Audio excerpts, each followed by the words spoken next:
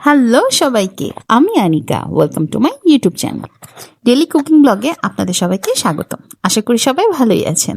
তাহলে আজকে daily cooking ব্লগটি শুরু করা যাক। আজকে আমি আমার ব্লগটি শুরু করেছি সকালবেলা রান্নাঘর থেকে। সকালবেলা নাস্তা রেডি করলাম। আজকে নাস্তায় ছিল ডিম সেদ্ধ, আলু ভাজি আর রুটি। তো বরাবরের মতোই কাজের আপা সব কিছু রেডি করে দিয়ে গেছিলো। তো আজকে চিংড়ি দিয়ে লাউ হবে, ছোট্ট ইলিশ মাছ ভাজা হবে আর বাঁধাকপির একটা তরকারি হবে। এই আজকে আর বেশি কিছু রান্না করব না, কারণ আজকে বিকেলে একটু বাইরে যাওয়ার আছে তার জন্য। তো আপনাদের সাথে কথা বলতে বলতে বলতে বলতে আমার রান্না ছটপট হয়ে যাবে। ও একটা তরকারি কিন্তু হয়েও গেল, এখন আরেকটাতে চলে আসলাম। এরকম ম্যাজিকের মতো কথা বলতে বলতে যদি রান্না হয়ে যেত তাহলে কিনেই মজা হতো।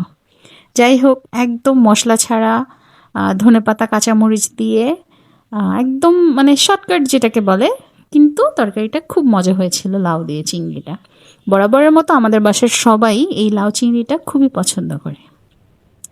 আপনাদের সাথে কথা বলতে বলতে আমার রান্না বাড়া শেষ। তারপরে ইলিশ মাছ ভেজে নিলাম। আমার না ইলিশ মাছ ভাজাটা এত ভালো লাগে, আমার প্রায় ভিডিওতেই দেখবেন, আমার না খুব ভালো লাগে।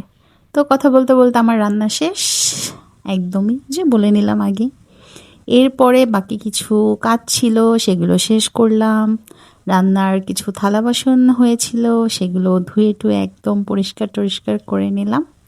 আর আমি সাথে সাথেই রান্নাঘরটা ক্লিন করে ফেলি, যাতে পরবর্তীতে কষ্ট না হয়।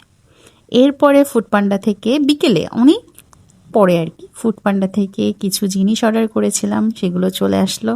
তো ভাবলাম আপনাদের সাথে একটু শেয়ার করি। সবই আমার ঘরের নিত্য প্রয়োজনীয় জিনিস। তো সবই আর কি মানে দেখছিলাম, মোবাইলে এমনি দেখছিলাম, তো ভাবলাম এগুলো লাগবে, তো অর্ডার করে ফেলি। তো আপনাদের সবাইকে অসংখ্য ধন্যবাদ ধৈর্য ধরে আমার ভিডিওটি দেখার জন্য। আর অবশ্যই যারা নতুন তারা অবশ্যই আমার চ্যানেলটিকে সাবস্ক্রাইব করে আমার সাথে থাকবেন। আজকের মতো বরং ভিডিওটা এখানেই শেষ করি। সবাই ভালো থাকবেন, টাটা।